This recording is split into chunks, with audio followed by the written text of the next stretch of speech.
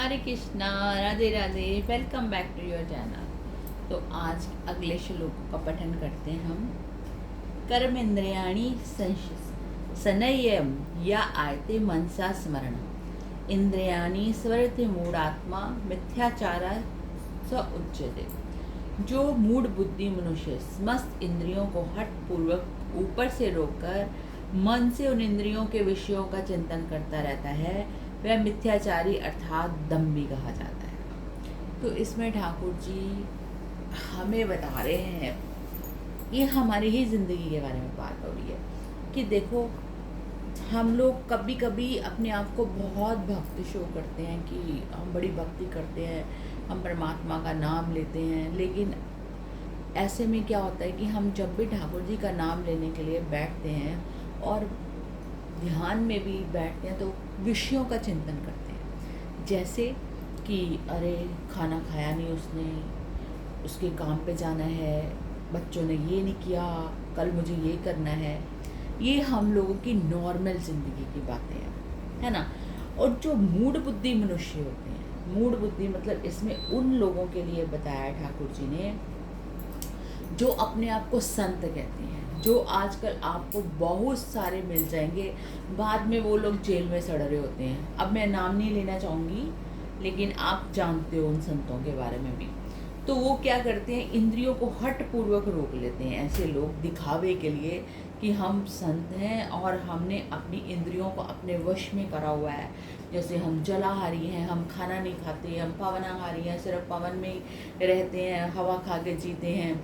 और अपने जिनको हम कहते हैं कि देख के कि अरे बाबा जी में बड़ी शक्ति है, इन्होंने अपने आप को कैसे ऊपर रखा हुआ है, कभी नीचे नहीं उतरते, पेड़ पे रहते हैं, ये है वो। ऐसे बहुत सारे संतों की एग्जाम्पल्स हैं जो मैं जानती हूँ, लेकिन मैं उनका नाम नहीं लूँगी। तो ऐसे लोग क्या करते हैं कि ऊपर से हठपूर्वक तो अपने आप को दिखाते हैं कि हम बड़े संयमी हैं, हम किसी भी इंद्रियों का प्रयोग नहीं करते, लेकिन मन से उनका ही चिंतन करते हैं। तो क्या होता है कि उनके चेले चपाटे पैसा जमा करते हैं लोगों को उनके नाम पे। जैसे आपने एक पिक्चर भी देखी होगी जी, चरणों के भी 1-1 लाख रुपया जो चरण छाप छोड़ के जा रहे हैं महाराज जी, उनका 1 लाख रुपए की चरण छाप है उनकी। तो ऐसे मिथ्याचारी लोग जो ऊपर से तो अपने आप को हठपूर्वक रोक के रखते हैं कि मैंने खाना नहीं खाना, मैंने लहसुन प्याज नहीं खाना, और अंतर मन में उन्हीं लहसुन प्याज का चिंतन करते हैं कि अरे वाह, उसमें ये प्याज के पकौड़े बड़े टेस्टी बनते हैं, ये है। ऊपर से नहीं नहीं नहीं, मैं तो लहसुन प्याज नहीं खाता हूँ, ये है वो है। ऐसे मिथ्याचारी लोग जो हैं उनको दम्भी कहा जाता है। दम्भी मतलब जो आपको दिखने में कुछ और है और हैं कुछ और। यशस्त्रमयाणी मनसा निर्यारत्मो वर्जे अर्जुना कर्मेन्द्रियाणे कर्म योग मस्तसक्तः सा विशिष्यते।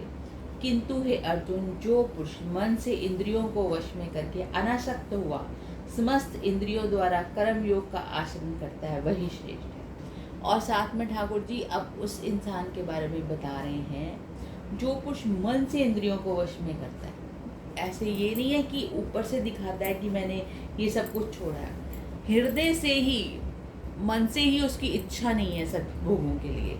ऐसे जो पुरुष हैं, मेरे को तो लगता है बहुत ही दुर्लभ है, क्योंकि हमें नॉर्मली यही लगते हैं, ऊपर से लोग कहते हैं कि नहीं नहीं, लेकिन अंदर मन से वही सब कुछ उनके मन में चल रहा होता है जो साधारण लोगों के मन में चल रहा होता है। लेकिन जो है श्रेष्ठ पुरुष, उसको कहा जाता है जो अपनी इंद्रियों को वश में करके अनासक्त, मतलब किसी में भी इसकी शक्ति नहीं है, सारी इंद्रियों को रोक के कर्म योग का आचरण करता है। कर्म योग का मतलब कि फल की इच्छा के बिना कर्म करता है। उसको पता है कि मुझे बस हेल्प करनी है लोगों की, उसके बदले में मुझे फेवर क्या मिलेगा ये नहीं। ऐसा जो इंसान है उसको ठाकुर जी कहते हैं वही श्रेष्ठ है। उसका ही इस दुनिया में जन्म लेना और दुनिया में आना श्रेष्ठ है। ठाकुर जी इस बारे में बता रहे हैं कि हमें अपने मन से सब चीज़ों को कंट्रोल करना है, ना कि ऊपरली दिखावे से दिखाना है